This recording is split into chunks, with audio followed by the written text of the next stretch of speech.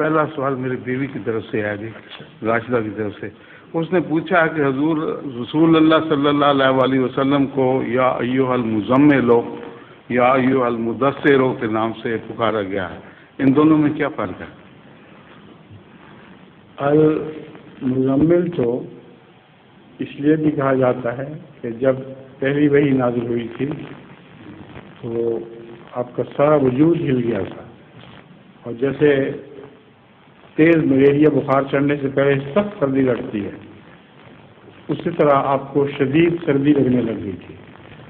گھر جا کے آپ نے حضرت حاجرہ رضی اللہ تعالیٰ عنہ سے کہا تھا کہ زملونی، حضرت خدیجہ سے کہ زملونی مجھے اڑا دو، کوئی چادر کوئی کمبل پہنا دو. تو اس لیے ایھا المزمل کا ایک یہ بھی ترجمہ کیا جاتا ہے.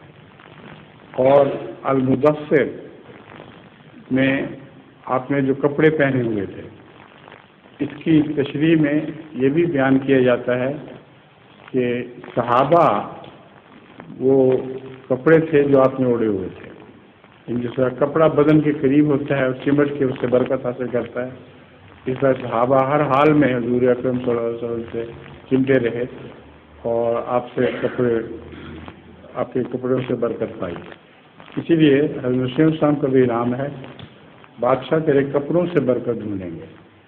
اس کا اول معنی میں یہی سمجھتا ہوں کہ صحابہ مراد ہیں، کہ صحابہ سے برکت ڈھونڈیں گے، اور جب صحابہ نہیں ملیں گے تو پھر خالی کپڑوں سے بھی برکت ڈھونڈنے کی کوشش کی جائے گی.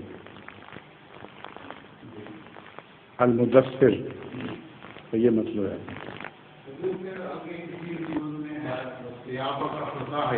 ہاں، اس کا مطلب یہ ہے کہ جو آپ کے ارد گرد صحابی ہیں وہ کئی کمزوریاں لے کے آئے ہیں، ان کو پاک کرو.